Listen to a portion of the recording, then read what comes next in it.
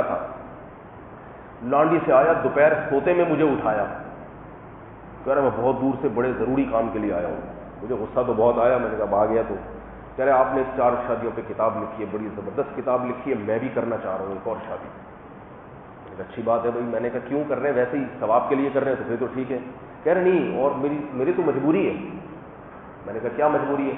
کہہ رہے ایکچولی میری جو فرسٹ وائف ہے وہ گھر کے کام کاج زیادہ نہیں کرتی، تو میں اس کا ہاتھ بٹانے کے لیے ایک اور لانا چاہتا ہوں.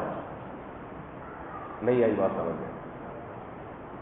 اسی گھر میں رکھوں گا تاکہ اس کا ہاتھ بٹائے. میں نے کہا پٹے گا، پورے طریقے سے پٹے گا. میں نے کہا تیسری ایک لانی پڑے گی امپائر بنا کے، جو ان دونوں کی لڑائیوں میں ہر وقت بیٹھ کے سولو کراتی رہے. میں نے کہا پاگل ہو گئے ہو کیا؟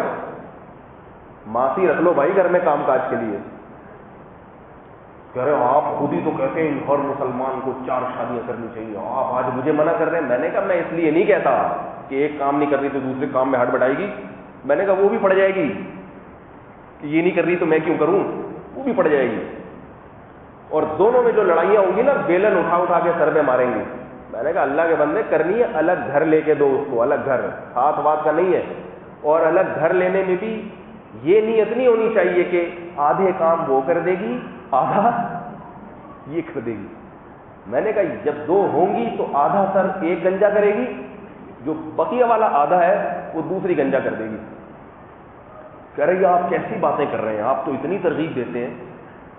میں نے کہا میں اس کی ترغیب دیتا ہوں اس لیے کہ معاشرے کو اس کی ضرورت ہے کہ عورتیں زیادہ ہیں، مرد کم ہیں. مرد 2 رکھیں گے تو یہ بیچاری عورتیں نمٹ جائیں گی. لیکن یہ کام جہاد کی نیت سے کرو، لڈو کھانے کے لیے نہیں کرو. جیسے جہاد کی ملک پہ اگر کوئی دشمن حملہ کر دے تو ضرورت تو ہے نا ملک کے لیے جان دینے کی، ضرورت ہے.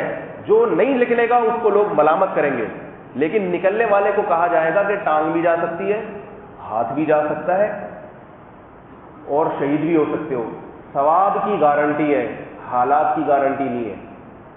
تو میں جو مردوں کو ترغیب دیتا ہوں نا 2 3 کریں، اس لیے کہ ضرورت ہے، سنت ہے، اس میں ثواب ہے، عورت کی کفالت پہ اجر ملے گا.